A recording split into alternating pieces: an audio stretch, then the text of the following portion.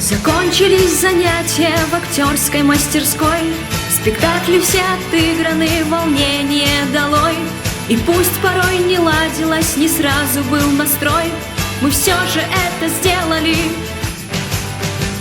Ребята стали опытнее, просто не узнать. Мы счастливы, что можем им опыт передать.